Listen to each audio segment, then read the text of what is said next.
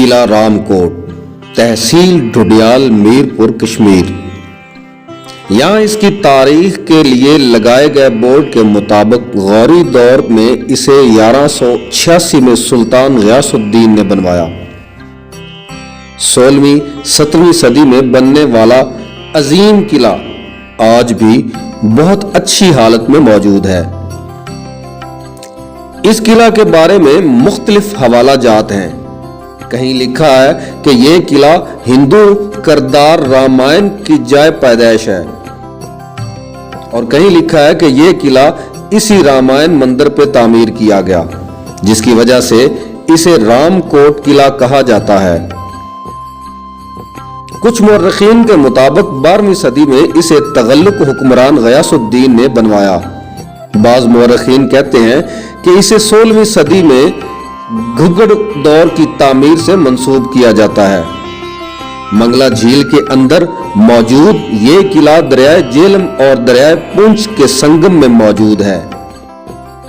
1960 से पहले इस तक पहुंचने के लिए जमीनी रास्ता मौजूद था और इसके अतराफ में काफी हद तक आबादी भी मौजूद थी, लेकिन 1960 में बनने वाले बड़े डैम मंगला डैम के बाद यहां से आबादी को मुंतकिल कर दिया गया और यह किला खूबसूरत झील में गिर गया और अब पहले से ज्यादा खूबसूरत मनाजर पेश कर रहा है, जिसके तीनों अतराफ गहरा पानी मौजूद है।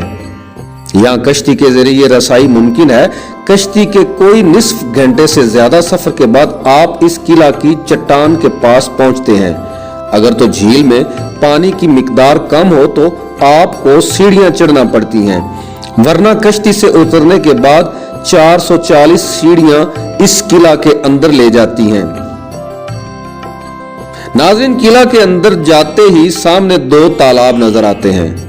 इन तालाबों को बनाने का मकसद क्या था और ये किसने बनवाए थे, इस बारे आज तक कोई हतमी राय नहीं पेश की गई। इतने छोटे किला में इतने बड़े तालाब नहीं बनाए जाते। बज़ाहिर तो इन तालाबों का कोई मकसद नहीं, या फिर बारिशी पानी को जखीरा करना होगा, क्योंकि ये किला दरियाओं के पास होने के साथ साथ ऊंची पहाड़ी पे था, इसलिए पानी को जखीरा करने की गर्ज से तालाब बनाए गए होंगे। साथ ही एक बड़ी ढलवान है जो तोपों को और दीगर जंगली आलात को ऊपर ले जाने का काम सरअंजाम देती। तालाब के सामने शमाल की जानब दारोगे की रिहाइश गाह है, जहां पहुंचने के लिए सीढ़ियां बनवाई गई। यहाँ पर दोनों तरफ कमरे मौजूद हैं, जिनके दरमियान में एक वसी बरामदा है। नाज़रीन, जिसकी छत अब भी मौजूद है। कमरों से सीढ़ियां छत को और तय खानों को जाती हैं। दोनों तरफ कोनों पर बाहर की जानिब ऐसे कमरे मौजूद हैं जो गोलाई में हैं और काल कोठरी मालूम होती है। दारोगा की रैश अगरचा शिकस्ता है, मगर दूर तक इसे अपनी असली शक्ल में बहाल भी है।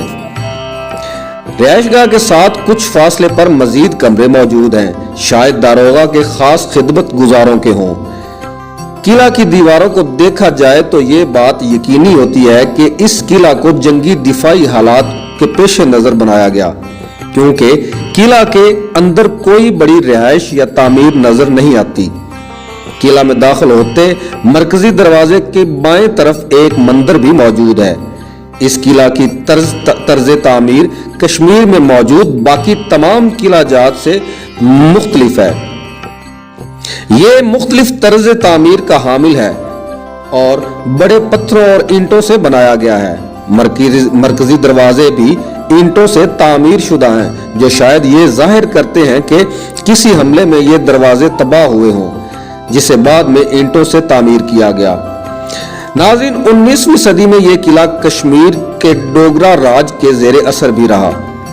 और रही बात इस तक रसाई की, तो झेलम के शहर दीना से आपको कश्मीर के जिला मीरपुर के शहर ढुडियाल पहुंचना है।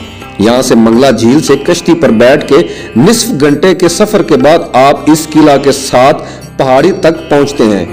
यह सफर कोई 25 से 30 किलोमीटर होगा।